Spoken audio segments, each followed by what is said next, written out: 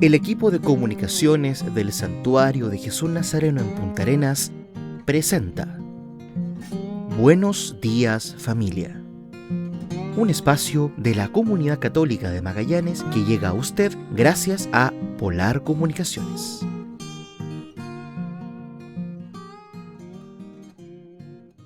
Hermanos y hermanas, ¡feliz domingo!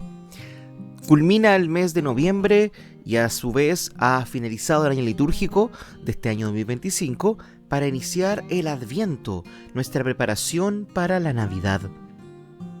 En este primer domingo de Adviento, el color litúrgico pasa a ser el morado, algunos cantos se atenúan, pero lo importante, nuestra mirada se comienza a centrar en la Navidad futura, en el árbol, en el pesebre que se comenzará a armar, en la corona de Adviento que lucirá nuestros templos desde este domingo, y de esa forma comenzamos a prepararnos para uno de los momentos más hermosos del año, el recordar y el volver a vivir la llegada de nuestro Señor en nuestra condición humana en medio de todas y todos nosotros. Hermanos y hermanas, iniciamos este programa.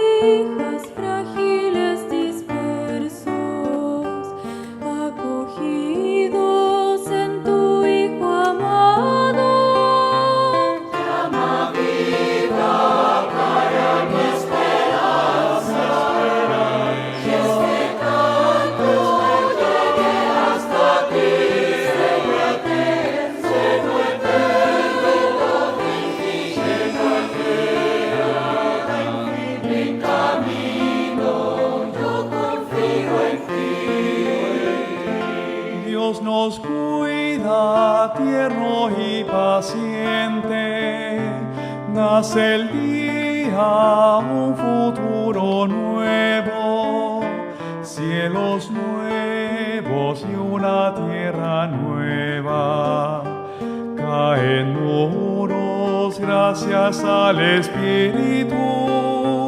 Llama viva para mi esperanza.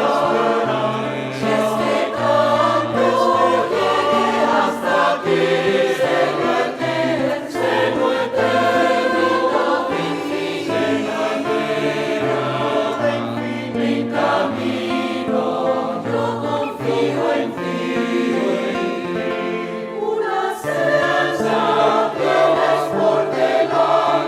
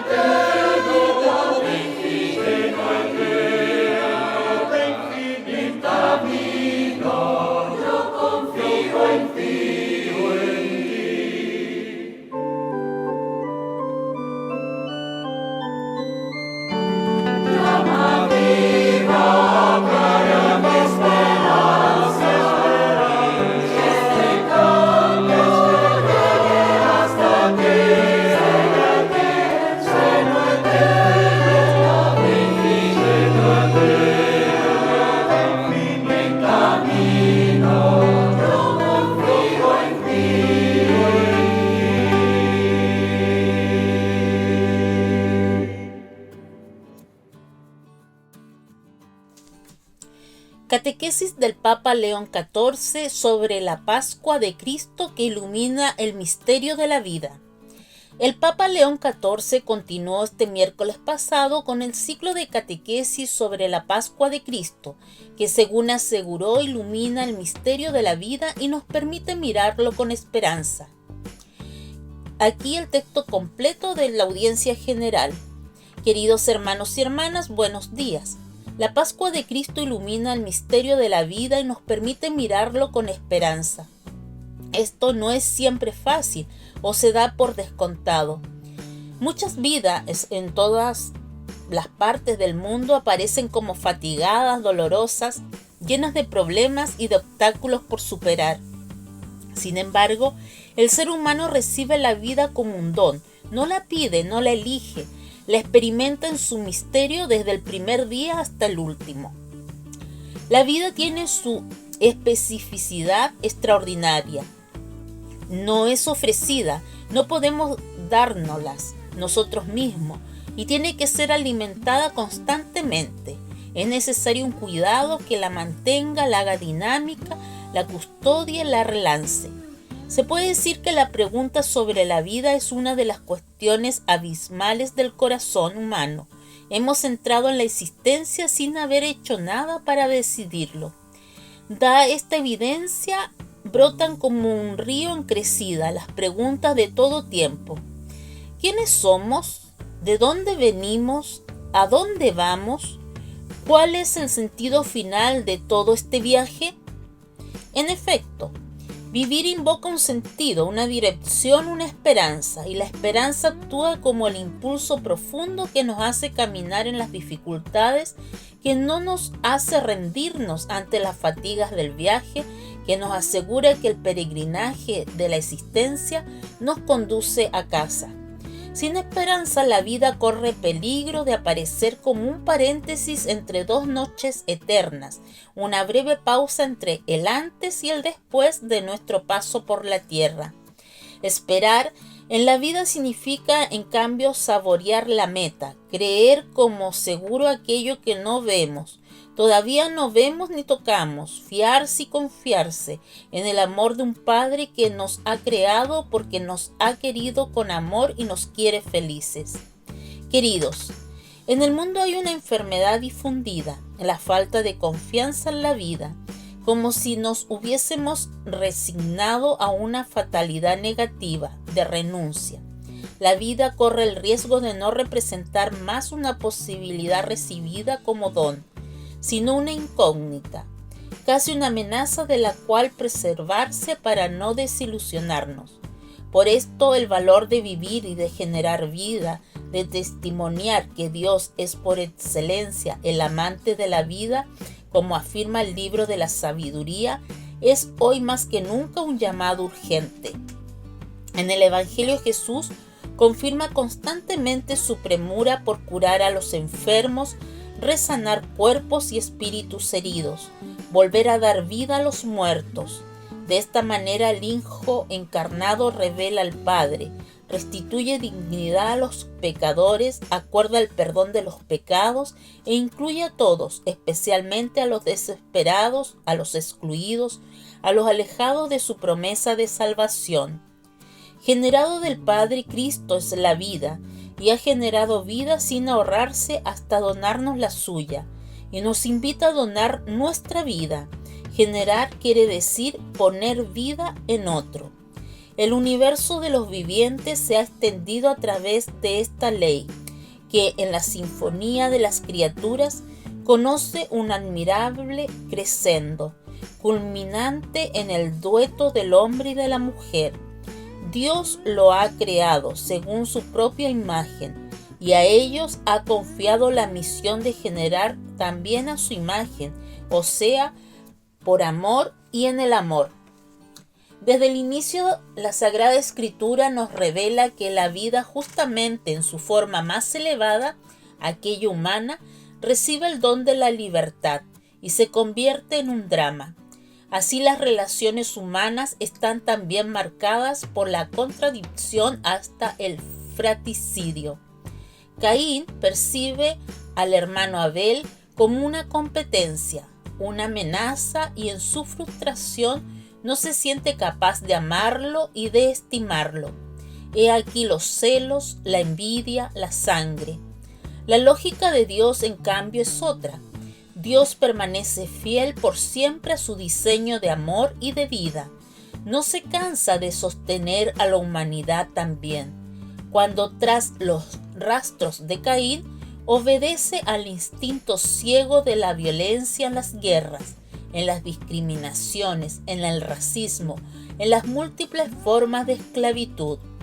Generar significa entonces confiarse en el Dios de la vida y promover lo humano en todas sus expresiones, ante todo en la maravillosa aventura de la maternidad y de la paternidad, también en contextos sociales en los que las familias fatigan en el sostener lo oneroso del cotidiano, siendo a menudo truncadas en sus proyectos y en sus sueños. En esta misma lógica, generar es comprometerse con una economía solidaria, buscar el bien común igualmente usufructuado por todos, respetar y cuidar a la creación, ofrecer consuelo con la escucha, la presencia, la ayuda concreta y desinteresada. Hermanas y hermanos, la resurrección de Jesucristo es la fuerza que nos sostiene en este desafío, también allí donde las tinieblas del mal oscurecen el corazón y la mente. Cuando la vida parece haberse apagado, bloqueado, he aquí que el Señor resucitado pasa de nuevo hasta el fin de los tiempos y camina con nosotros y por nosotros. Él es nuestra esperanza. León XIV. Los cristianos que viven en medio de las guerras deben ser semillas de paz. En vísperas de la partida del Papa León XIV para su primer viaje apostólico a Turquía y el Líbano, se publicó el video del Papa con la intención de oración para el mes de diciembre, dedicado precisamente a las minorías cristianas que viven en medio de las guerras. A ellos, el pontífice los invita a no sentirse abandonados y a ser semillas de paz, de reconciliación y de esperanza.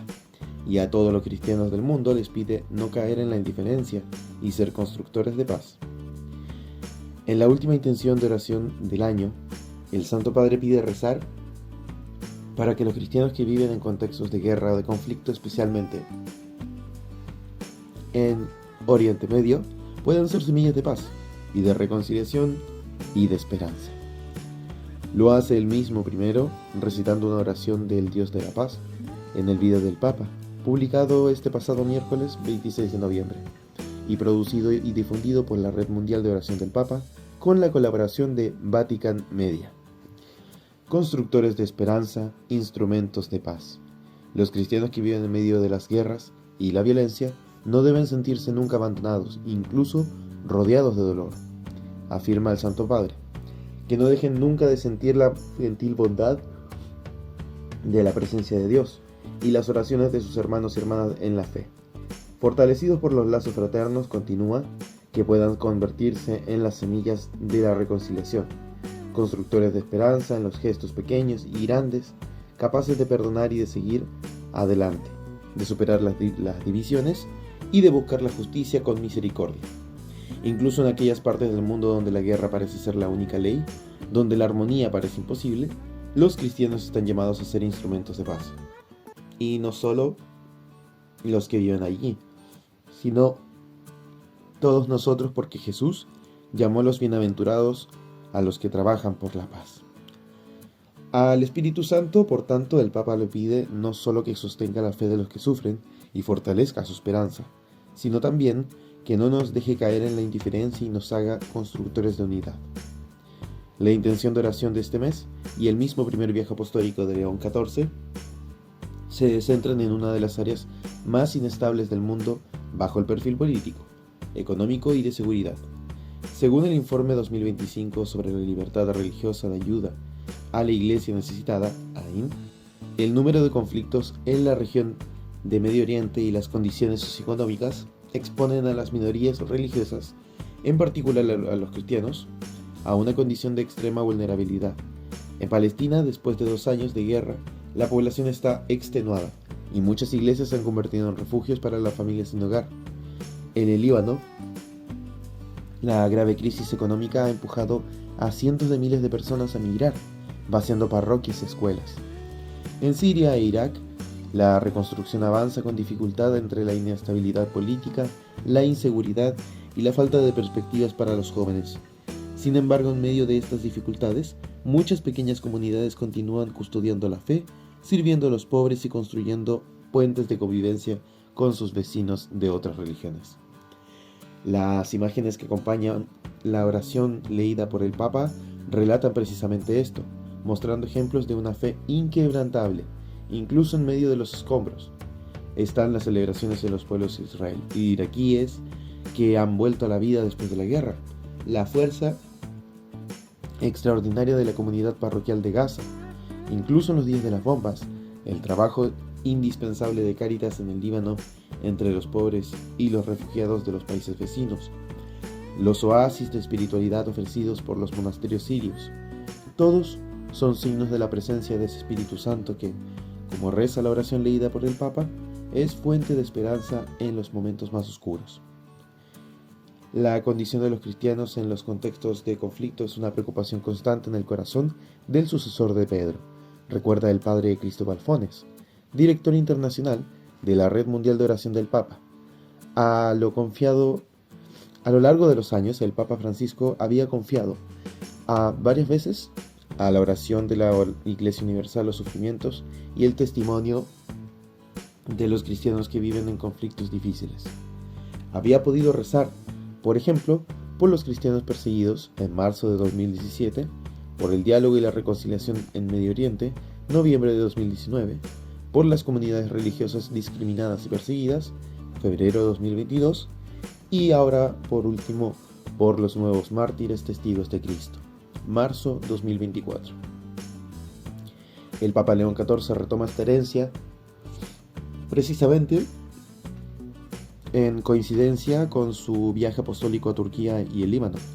Su invitación a la oración es un gesto de cercanía y esperanza, un modo de decir a los cristianos de Palestina, Líbano, Siria e Irak y de tantos otros países que no están olvidados, que la Iglesia Universal camina con ellos, pero también para recordarnos a todos que la fe crece también en medio de la prueba y que de las comunidades heridas pueden nacer semillas de reconciliación y de paz. Por esto, como Red Mundial de Oración del Papa, deseamos unirnos al Santo Padre para pedir al Espíritu Santo que sostenga a estos hermanos y hermanas y que nos fortalezca a todos en la esperanza y en la solidaridad. Cabe recordar, finalmente, que en el contexto del Año Santo 2025 el video del Papa adquiere una relevancia particular, porque nos da a conocer las intenciones de oración del Santo Padre, que el Santo Padre lleva en su corazón. Para obtener esta gracia de la indulgencia jubilar, es necesario rezar por estas intenciones. Igual, cualquier cosa más contenido sobre estas oraciones se puede encontrar en Vatican News, toda la colección de oraciones mensuales del Papa. Liliana Cortés. Chile hace mucho rato que dejó de hablar de pobreza. Pese a los altos índices de población que la vive, la tendencia es hacerla invisible, según denuncia la directora social nacional del Hogar de Cristo. Chile hace mucho rato que dejó de hablar de pobreza. Nos cuesta ver que hoy, mientras conversamos, hay gente que lo está pasando muy mal, y no porque no tenga zapatos o comida, que también pasa, sino porque la vida se les hace imposible. Resolver salud, vivienda, trabajo, sentirse totalmente solos. Eso también es pobreza. Y cuando además no tienes recursos para resolverlo, es pobreza severa. Así describió la situación la actual directora social nacional del Hogar de Cristo, Liliana Cortés, entrevistada por Jimena Torres Cautivo, subgerente de comunicaciones de la misma institución. Liliana es trabajadora social, se tituló en la Universidad Católica y se ha desempeñado en organizaciones con actividades directas con los más pobres. Hace 2 años asumió la dirección del Hogar de Cristo, fundado por San Alberto Hurtado en 1944, para atender a quienes vivían en la calle, especialmente niños, en su compromiso con la justicia social. Desde entonces ha crecido hasta ahora, que acoge y acompaña a personas en pobreza severa, desde los primeros años hasta el final de sus vidas. Aclara que acoger no significa romantizar la pobreza, ni aceptar todo sin condiciones. Lo que buscamos es que cada persona saque la mejor versión de sí mismo, y para eso no basta la buena voluntad, se necesitan servicios, equipos, recursos, acompañamiento real, afirma Jimena en la entrevista publicada en el portal web del Hogar de Cristo. Una de las dificultades que señala Liliana es la desconfianza que impregna todos los sectores sociales. Ellos viven la desconfianza en su vida diaria, dice, refiriéndose a las personas que viven en la pobreza. ¿Cómo se construye entonces confianza con las personas más vulnerables?, pregunta la periodista. Con tiempo no hay otro camino. Las personas llegan con mucha desconfianza porque han sido vulneradas miles de veces. Para generar vínculo necesitas estabilidad, saber que vas a estar ahí mañana, y eso implica que las organizaciones no pueden estar pendientes de licitaciones que no llegan, recursos que se atrasan, programas que se caen. Eso destruye confianza, asegura Liliana. En Chile hay pobreza, pero la tendencia es a no verla. Para Liliana el desafío es volver a visibilizar algo que preferimos barrer bajo la alfombra. No para victimizar, dice, sino para mirar de frente, afirma Jimena Torres en la entrevista. Hay personas que están en Chile, aquí con nosotros, y que viven situaciones muy precarias. No podemos seguir haciendo como si eso no existiera, insiste Liliana. Recientemente han actualizado la metodología para medir la pobreza, lo que genera datos diferentes. La tasa oficial de pobreza en 2024 es del 6,5%, mientras la nueva metodología indica el 22,3%, que considera aspectos no considerados en la medición tradicional. En cuanto a la concentración de riqueza, el 1% más rico acumula el 49,8% de la riqueza nacional, provocando que el 57% de los chilenos considere la desigualdad como el problema más importante. En otro aspecto, más de 120.000 familias viven en campamentos, que son asentamientos informales formados por hogares que ocupan irregularmente terrenos y carecen de servicios básicos como agua potable, electricidad o alcantarillado. Según datos del Censo 2024 del Instituto Nacional de Estadísticas, hay 21.750 personas en situación de calle. La solidaridad no es un evento ni un día del año, es una expresión de humanidad. Cuando vivimos acelerados, cuando no miramos al otro, nos deshumanizamos. La solidaridad es detenerse, darle agua a alguien en la calle, escuchar a un vecino, tender una mano sin esperar nada. Eso no requiere plata, requiere tiempo y voluntad, afirma Liliana. La autora de la entrevista continúa y agrega algo que pocas veces se dice explícitamente. La solidaridad está muy viva en los barrios más pobres, porque no hay otra forma de sobrevivir. Ellos se ayudan entre sí todos los días. Nosotros debiéramos mirarlos para aprender. Necesitamos más encuentro, más pausa, más humanidad. La confianza se construye así, mirándonos a los ojos, asegura Liliana. El Papa aterriza en Ankara y da comienzo a su primer viaje internacional. El Papa aterrizó este pasado jueves en Ankara, Turquía, a las 12:30 horas local, dando inicio a su primer viaje internacional. A pie de pista fue recibido por un ministro turco y por 2 niños vestidos con trajes tradicionales que le ofrecieron flores en el aeropuerto internacional de Ankara Esenboga.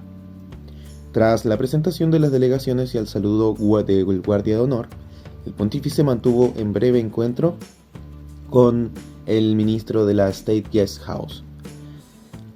Como es habitual, durante las casi 3 horas del vuelo, el pontífice recorrió el pasillo del avión para saludar personalmente a los periodistas acreditados. Entre ellos se encontraba Elias Tork, periodista libanés y corresponsal de ASI Prensa, quien mantuvo con él una breve conversación de carácter profundamente personal. Tork relató que el Santo Padre vivió parte de la escalada entre Hezbollah e Israel en 2024 y que quedó atrapado en el Líbano durante los combates. Pasé una experiencia traumática con mis sobrinos durante la guerra, comentaba Tork. Tuvimos que correr y escondernos dentro de una casa después de estar en un jardín. Escuchamos aviones de combate sobrevolando el cielo y luego fuertes explosiones. Explicó. El Papa escuchó el testimonio con atención y cercanía. El periodista, que es padrino de uno de los sobrinos, le pidió al pontífice que bendijera 2 rosarios que entregará a los niños, de 3 años y de 1 año y medio, para que puedan rezar por la paz. También llevaba un tercer rosario destinado a una niña polaca de 2 años que ha sido hospitalizada en repetidas ocasiones. Conversaciones informales en pleno vuelo. El Papa mantuvo breves intercambios con otros periodistas sobre el positivo saldo financiero del Vaticano, que tras años de déficit cerró con un saldo positivo de 1.6 millones de euros. Se limitó a comentar que es algo bueno. A otro periodista le expresó su deseo de viajar a Turín para ver la sábana santa. El pontífice recibió una serie de obsequios, tan inesperados como simbólicos, entre ellos un palo de béisbol perteneciente al célebre jugador de los años 50, Nelly Fox. El pontífice, sonriendo, bromeó al recibirla. ¿Cómo ha pasado los controles de seguridad? El regalo venía acompañado de un par de calcetines negros con el logo blanco de los Chicago White Sox, presentados en una caja azul. El ambiente cambió cuando la corresponsal del COPE, Eva Fernández, entregó al Papa una carta de Ignacio González. El adolescente español fue hospitalizado desde el pasado verano en el Gambino Gesù por un linfoma severo. La historia del joven dio la vuelta al mundo después de que Leone XIV pidiera oraciones por él durante el jubileo de los jóvenes y lo visitara personalmente en cuidados intensivos. El Papa mostró emoción y dejó entrever que sigue de cerca la evolución del joven. La periodista española también obsequió al pontífice con el escudo heráldico de sus antepasados españoles, elaborado tras una investigación del Centro de Estudios Montañeses. El estudio confirma que parte de la rama materna del Papa procede de la isla Cantabria, donde 4 de sus antepasados del siglo XVI fueron hidalgos. El escudo, con campo de plata y pimiento verde, una langosta roja y la corona real española, despertó la curiosidad del Papa. Además, también recibió varias cartas con motivo del Día de Acción de Gracias en Estados Unidos. Consultado sobre si había estado antes en Turquía o en el Líbano, respondió con sencillez: es la primera vez. Y ante la pregunta que si viajará a Argelia, afirmó: espero que sí. Sin embargo, cuando alguien quiso saber qué esperaba de su próxima reunión con el presidente Recep Tayyip Erdogan, cortó la cuestión con humor: no respondo a estas preguntas. Como regalo general de los periodistas acreditados que lo acompañaban en el vuelo, el Papa recibió un icono bizantino de Nuestra Señora de Guadalupe, realizado por la iconógrafa española Débora Martínez, misionera en Chipre. La pieza, presentada al pontífice por la periodista mexicana Valentina Alasraqui, que ya ha realizado más de 170 viajes papales, fue elaborada según las técnicas clásicas de la iconografía oriental y presentada a la Virgen de Guadalupe en estilo bizantino, uniendo así la tradición mariana de América Latina con el lenguaje espiritual del Oriente cristiano. Aleluya. Aleluya.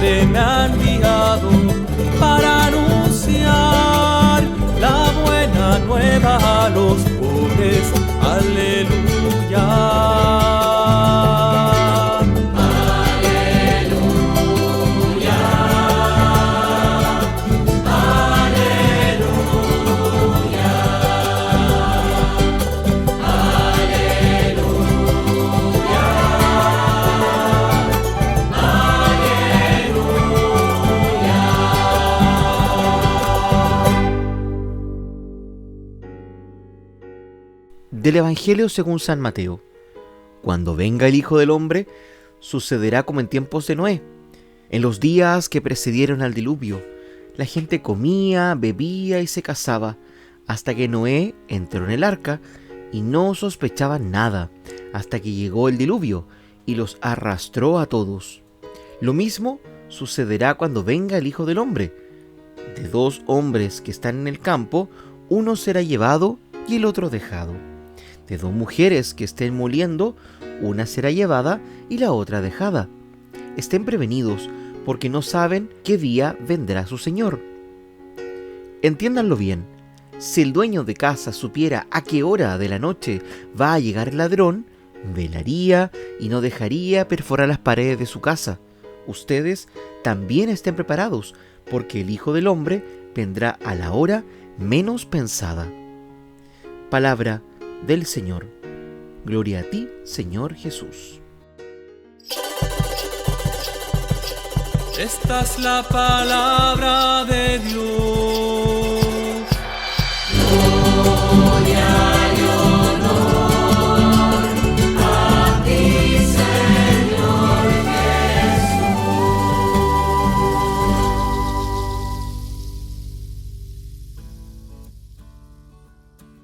El Adviento es tiempo de despertar. El Adviento nos urge a tomar en serio la vida, la urgencia de caminar, de no quedarse dormido, de no atender a lo que no tiene valor. Un día, el sol, la luna y las estrellas temblarán, es decir, todo aquello en que creíamos poder confiar para siempre se hundirá. Nuestras ideas de poder, de tener, de seguridad deben desaparecer para siempre. Es curioso que el Evangelio de hoy nos hable de Noé y del diluvio. Hubo un diluvio en donde muere una humanidad gastada, pecadora, y con Noé surge una humanidad nueva, la salvada del diluvio. Jesús es ese nuevo Noé que quiere destruir un viejo mundo de egoísmos, pasiones, avaricias, envidias, y quiere construir un nuevo mundo. En el siglo IV, un famoso profesor de literatura que llevaba una vida muy libertina quería cambiar, convertirse, pero le daba miedo.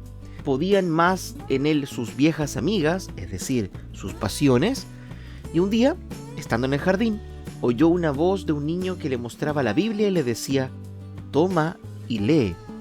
Y leyó el texto de la carta a los Romanos, que nosotros también hemos proclamado como segunda lectura este domingo. Basta ya de comilonas y borracheras, basta ya de lujuria y desenfreno. Revístanse de nuestro Señor Jesucristo. Entró en su alma una luz que le inundó y desaparecieron las tinieblas. Se hizo cristiano, luego sacerdote y llegó a ser obispo. Fue San Agustín de Hipona. El Adviento es tiempo de soñar. Los profetas son tipos geniales, son poetas, artistas, soñadores. Saben levantar al pueblo cuando éste está hundido. ¿Qué sueñan los profetas? Sigamos a Isaías en la primera lectura de este domingo. De las espadas se forjarán arados y de las lanzas podaderas. Frase que está inscrita en la ONU. Y esto quiere decir que los instrumentos de guerra se transformarán en instrumentos de paz.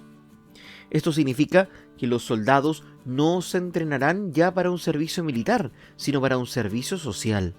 Qué hermoso espectáculo el ver a soldados acudir a ayudar en una catástrofe, llevando víveres en vez de fusiles y medicinas en vez de bombas. Un mundo de paz. Esto es lo que sueñan los profetas con la venida de Jesús. Todavía los sueños de los profetas son más ambiciosos. Hacia el monte de Jerusalén confluirán pueblos numerosos. El espectáculo es impresionante. El poeta se imagina ríos de gente subiendo hacia arriba, hacia Jerusalén, y sabemos que los ríos van hacia abajo. Se imagina gente que lucha contra corriente, siguiendo el modelo de las bienaventuranzas, no por la cuesta abajo de la riqueza y el despilfarro, sino por la cuesta arriba de la austeridad. Gente que no baja por la corriente del río despeñado del placer inmediato y a cualquier precio, sino que sube por la cuesta del amor sacrificado, puesta a prueba. Gente que no se engancha al carro fácil de los triunfadores, sino al de los pobres, de los débiles, de los marginados. en definitiva, al carro de los perdedores. Y esto lo viven sin traumas, sin sobresaltos, sin violencia, sino con un amor lleno de esperanza. ¡Qué bonitos sueños! Todos esos sueños pueden cumplirse con Jesús, el Mesías que esperamos. Adviento es tiempo de vigilar. Nos lo dice el Evangelio: estén preparados. Velar es vigilar, es escuchar el latido de la vida, trabajar día a día para que la obra que Jesús comenzó llegue a su cumplimiento. Darle a conocer con nuestra vida, estando atentos en los anhelos de paz, de justicia, de solidaridad, sabiendo siempre que en la alegría, en el dolor, en todas las circunstancias, en todos los acontecimientos, Jesús está con nosotros. La palabra de Jesús, lejos de provocar miedo o angustia, es fuente de confianza, paz y alegría interior. Es anuncio de su presencia y de su salvación. El Dios que viene es el que esperamos, en el que anhelamos, en quien confiamos, el que sale a nuestro encuentro, el que nos busca, nos comprende, nos libera, nos acoge, nos cura, nos quiere, nos llena de vida, de alegría, de luz y de paz. Finalmente, cuidar la vida. Tu vida es demasiado preciosa para malgastarla. Vive en la solidaridad, en la justicia y alivia el dolor del mundo en lo que puedas. Te sentirás feliz y realizado. Los que te conozcan te bendecirán. Si eres cristiano, ahí tienes a Jesús de Nazaret como modelo de plenitud humana, comprometido con el hombre hasta la muerte. Lo importante para Jesús es la vida digna y dichosa de las personas. Por eso, si nuestro cristianismo no sirve para hacer vivir y crecer, estamos defraudando a Jesús, que siempre tiene sueños fantásticos sobre cada uno de nosotros. ¿No vemos que la iglesia necesita un corazón nuevo?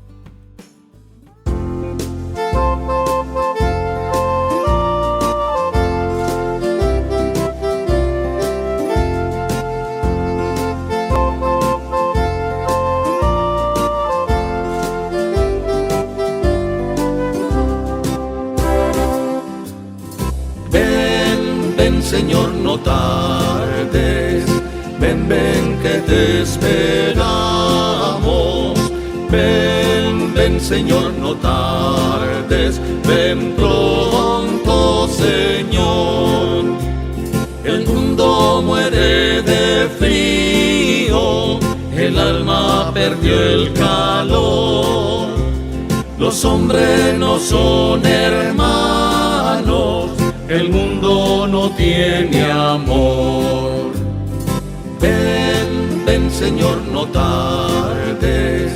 Ven, que te esperamos. Ven, Señor, no tardes. Ven pronto, Señor. Envuelto en sombría noche, el mundo sin paz no ve. Buscando va una esperanza, buscando, Señor, tu fe. Ven, Señor, no tardes. Ven, que te esperamos.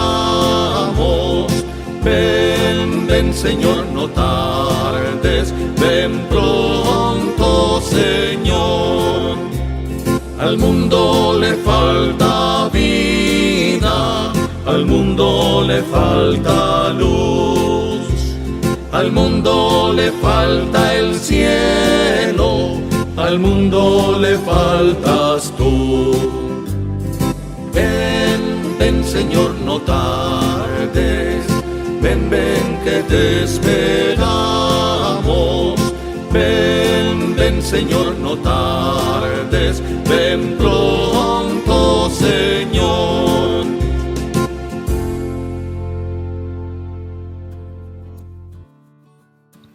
El Adviento está cada vez más cerca. Te compartimos 5 datos poco conocidos sobre este tiempo litúrgico que recuerda las 4 venidas de Cristo. Primero, el significado de Benedicto según Benedicto XVI. Benedicto XVI señalaba que San Pablo, en su primera carta a los tesalonicenses, nos invita a preparar la venida del Señor, que en griego es parousia, y en latín Adventus, de donde viene el término Adviento. Además, Benedicto XVI precisaba que el significado de la expresión Adviento comprende también el de visitatio, que simplemente quiere decir visita. En este caso se trata de una visita de Dios, pues Él entra en mi vida y quiere dirigirse a mí. Segundo, una referencia oficial de España. No se sabe con exactitud cuándo empezó a celebrarse el Adviento, pero la Enciclopedia Católica y la Conferencia Episcopal Española destacan que el Concilio de Zaragoza, España, año 380, se hizo un planteamiento oficial. En el cuarto canon de aquel concilio se estableció un tiempo de preparación hacia la Navidad desde el 17 de diciembre, 8 días antes del 25, y los cristianos debían ir diariamente a la iglesia hasta el 6 de enero, día de la Epifanía. Tercero, 4 domingos por las 4 venidas de Cristo. El beato dominico Santiago de la Vorágine, aproximadamente entre el año 1228 y 1298, arzobispo de Génova, indicaba que el Adviento tiene 4 semanas, la última incompleta, para significar las 4 venidas de Cristo. La primera venida fue en la carne, pues en la encarnación del Hijo de Dios. La segunda es en el Espíritu, que se da en la vida de fe de cada cristiano. La tercera se dará en la muerte, cuando le rendiremos cuentas, y finalmente Cristo vendrá en el juicio final. No obstante, el beato señala que la Iglesia en Adviento hace énfasis a 2 venidas, la que se dio en la carne y la que ocurrirá cuando se venga como juez. Cuarto, la Semana Santa de la Navidad. Hay quienes consideran Semana Santa de la Navidad a los últimos días antes de la Nochebuena del 17 al 24 de diciembre. En cambio, el misal romano llama oficialmente a estos días ferias mayores de Adviento. Esta última semana también es catalogada como la segunda parte del Adviento. El ordo, ordenación de las lecturas, de la misa, señala que en estas ferias, días de semana, los evangelios narran los acontecimientos previos al nacimiento de Cristo y son tomados de Mateo y Lucas. En la primera lectura de estos días se leen textos del Antiguo Testamento con algunas profecías mesiánicas importantes. El domingo, que coincida dentro de esta semana, tiene sus lecturas propias. El cristianismo es el Adviento, como quinto dato. En 1978, San Juan Pablo II realizó una serie de catequesis sobre el Adviento y afirmó que el cristianismo no es solo una religión de Adviento, sino el Adviento mismo. Al respecto, el Papa enfatizó que el cristianismo vive el misterio de la venida real de Dios hacia el hombre, y de esta realidad palpita y late constantemente. Esta es sencillamente la vida misma del cristianismo. ¿Cuándo inicia el Adviento en 2025 y qué significa según la tradición navideña? Rituales, símbolos y costumbres se entrelazan en un periodo de reflexión previo a la Navidad. El encendido de la corona de Adviento en hogares y parroquias marca el inicio de una de las tradiciones más arraigadas del calendario cristiano. En este año 2025, este periodo de preparación espiritual comienza hoy domingo 30 de noviembre, fecha que inaugura las 4 semanas previas a la Navidad y da paso a una serie de rituales y costumbres que atraviesan generaciones. El Adviento se extiende a lo largo de los 4 domingos anteriores al 25 de diciembre, adaptando su duración cada año según el día de la semana en que se celebre la Navidad. En el año 2025, los domingos de Adviento serán hoy 30 de noviembre, el 7 de diciembre, 14 de diciembre y 21 de diciembre. Este ciclo no solo anticipa la conmemoración del nacimiento de Jesús, sino que también señala el comienzo del año litúrgico en la Iglesia Católica, consolidando su papel como punto de partida y renovación espiritual. El término Adviento proviene del latín adventus, que significa venida o llegada. Para la Iglesia Católica y otras denominaciones cristianas, Este tiempo simboliza la espera activa y la preparación para recibir a Jesús, tanto en la memoria de su nacimiento como en un sentido espiritual más profundo. Durante estas semanas, la tradición invita a la reflexión interior, la oración, la convivencia familiar y la práctica de valores como la paz, la gratitud y la solidaridad. Uno de los símbolos más reconocibles de este periodo es la corona de Adviento, confeccionada habitualmente con ramas de pino o abeto y decorada con 4 velas. Cada domingo se enciende una vela diferente, cada una con un significado propio. La primera representa la esperanza y es conocida como la vela del profeta. La segunda simboliza la paz y recibe el nombre de vela de Belén. La tercera, de color rosa, encarna la alegría y se denomina Gaudet. La cuarta, llamada vela de los ángeles, representa el amor. El acto de encender estas velas, ya sea en familia o en comunidad, suele acompañarse de oraciones, lecturas bíblicas, cantos o reflexiones, reforzando el sentido de unión y recogimiento. El Adviento también da lugar a otras prácticas características de la temporada navideña. El calendario de Adviento, especialmente popular entre los niños, consiste en una serie de ventanas o cajitas que se abren diariamente desde el 1 de diciembre hasta la víspera de Navidad, generando expectativa y alegría en la cuenta regresiva hacia el 25 de diciembre.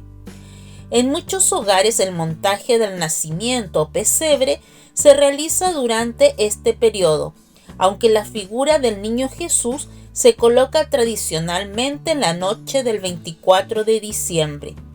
Las comunidades religiosas suelen promover actos de caridad y reconciliación, como donaciones o encuentros familiares, para preparar el espíritu de cara a la Navidad.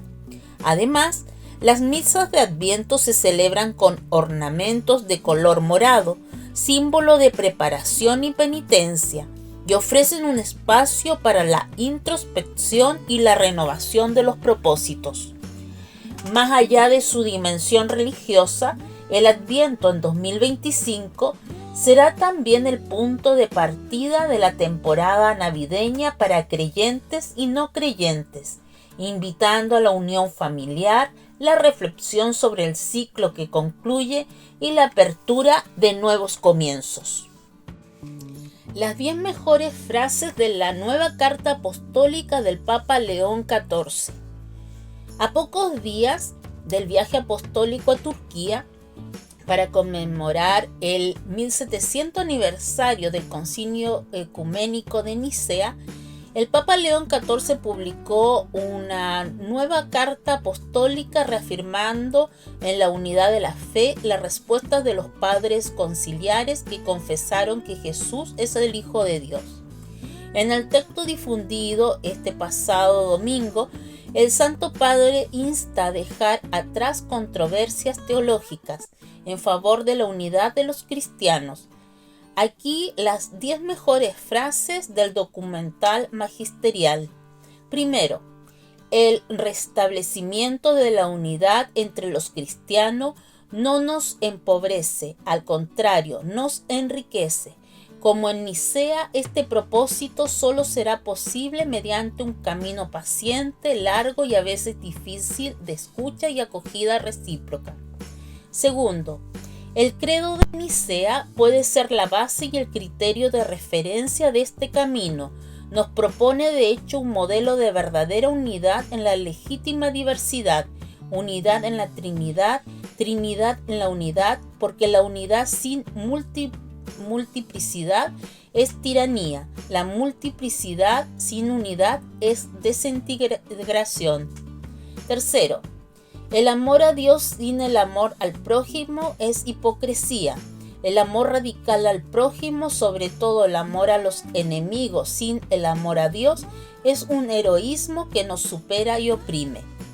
Cuarto, En un mundo dividido y desgarrado por muchos conflictos, la única comunidad cristiana universal puede ser signo de paz e instrumento de reconciliación, contribuyendo de modo decisivo a un compromiso mundial por la paz. Quinto, el credo de Nicea nos invita entonces a un examen de conciencia que significa Dios para mí y cómo doy testimonio de la fe en Él. ¿Es el único y solo Dios realmente el Señor de la vida o hay ídolos más importantes que Dios y sus mandamientos?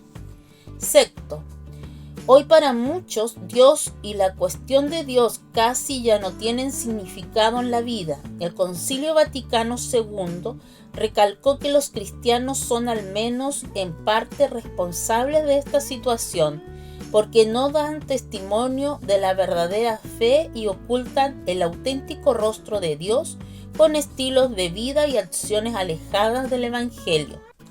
Séptimo, los padres de Nicea quisieron permanecer firmemente fieles al monoteísmo bíblico y al realismo de la encarnación. Quisieron reafirmar que el único y verdadero Dios no es inalcanzablemente lejano a nosotros, sino que por el contrario se ha hecho cercano y ha salido a nuestro encuentro en Jesucristo. Octavo, la divinización es por tanto la verdadera humanización. He aquí por qué la existencia del hombre apunta más allá de sí misma, busca más allá de sí misma, desea más allá de sí misma y está inquieta hasta que reposa en Dios. Noveno, la liturgia y la vida cristiana están, por tanto, firmemente ancladas en el credo de Nicea y Constantinopla. Lo que decimos con la boca debe venir del corazón, de modo que sea testimoniado en la vida. Debemos preguntarnos, por tanto, ¿qué ha sido de la recepción interior del credo hoy? ¿Sentimos que concierne también a nuestra situación actual? Y décimo, el credo de Nicea no formula una teoría filosófica, profesa la fe en el Dios que nos ha redimido por medio de Jesucristo. Se trata del Dios viviente. Él quiere que tengamos vida y que la tengamos en abundancia. Violencia contra las mujeres. 50.000 asesinadas en un año en todo el mundo. En el Día Internacional para la Eliminación de la Violencia contra la Mujer, la ONU ha publicado los siguientes datos. A nivel mundial, se produce un femicidio cada 10 minutos. Aumentan los delitos cometidos en Internet. La hermana Abby Avelino, coordinadora internacional de Talita Kum, expresa: mis pensamientos están con las mujeres y las niñas afectadas por la trata. Una nota de Beatriz Guerrera, Ciudad del Vaticano. Las mujeres que nos hablan desde el Fasher, el epicentro de la última catástrofe sudanesa, nos cuentan que han soportado el hambre, desplazamientos, las violaciones y los bombardeos. Así lo declaró hace solo unos días a los periodistas Ginebra Ana Mutabati, directora regional para África Oriental y Meridional de ONU Mujeres, el organismo de las Naciones Unidas dedicado a la igualdad de género y al empoderamiento de las mujeres. De hecho, en la capital del estado de Darfur del Norte, tras más de 500 días de asedio por parte de las fuerzas de apoyo rápido, a finales de octubre se han documentado actos de violencia generalizada, entre ellos las ejecuciones sumarias y violaciones. Las que pagan el precio más alto siguen siendo las mujeres, que se ven expuestas a atrocidades indescriptibles, incluso cuando huyen para llegar a lugares más seguros. Lamentablemente, el peligro no solo lo corren las mujeres que viven en contextos de guerra. A escala mundial, se estima 840 millones de mujeres. Casi una de cada 3 han sufrido violencia física y o sexual por parte de su pareja, violencia sexual por parte de personas distintas de su pareja, o ambas cosas. Al menos una vez en su vida, el 30% de las mujeres de 15 años o más, y estos datos los han facilitado la ONU, hablan por sí solos de la importancia del Día Internacional para la Eliminación de la Violencia contra la Mujer, que se conmemoró el pasado martes 25 de noviembre. Una mujer asesinada cada 10 minutos. El informe de las Naciones Unidas, publicado con motivo del Día Internacional, pone de relieve las consecuencias más devastadoras de la violencia de género. El año pasado, cada 10 minutos una mujer fue asesinada en algún lugar del mundo. En total, hay unas 50.000 víctimas de femicidio en 12 meses, el 60% de las cuales, según la investigación, fueron víctimas de sus parejas o familiares, como padres, tíos, madres y hermanos. Por el contrario, el 11% de las víctimas masculinas de homicidio fueron asesinadas por un familiar, y esta desigualdad de género y la misoginia también contribuyen directamente a la violencia. Por lo tanto, se asesina a una media de 137 mujeres al día, una cifra ligeramente inferior a la de 2023, debido a la menor disponibilidad de datos de un país a otro. Si bien ninguna región del mundo se ha librado de los casos de femicidio, África volvió a registrar el número más alto del año pasado, con 22.000 víctimas. El informe de la ONU también destaca el desarrollo tecnológico ha agravado algunos tipos de violencia contra las mujeres y las niñas y ha creado otros, como el intercambio no consentido de imágenes e información,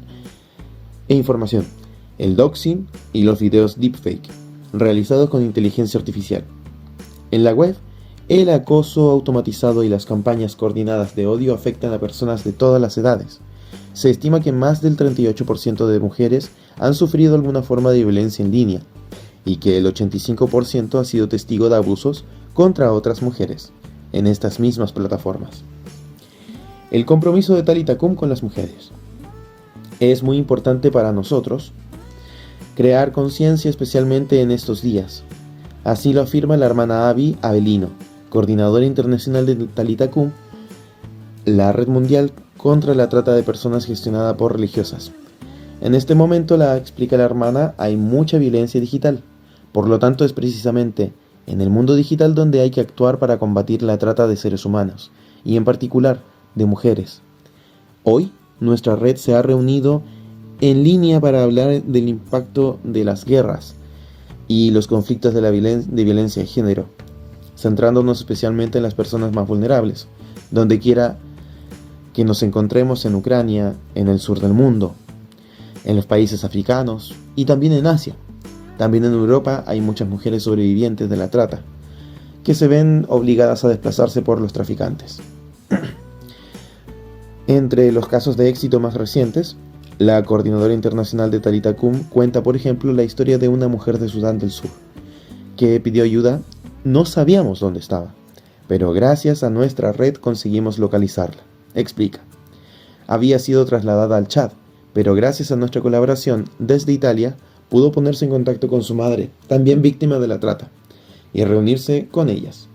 Según el último informe de la organización en 2024, se ha llegado a 47.000 personas entre víctimas y supervivientes.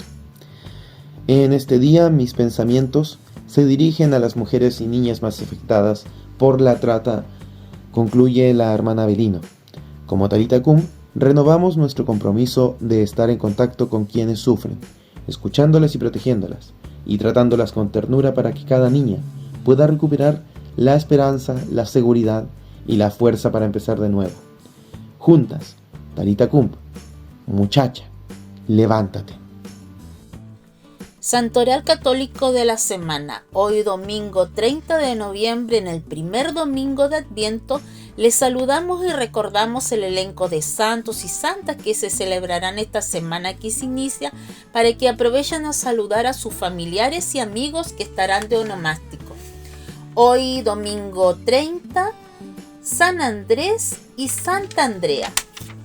Mañana lunes 1 de diciembre, Santa Florencia y San Florencio.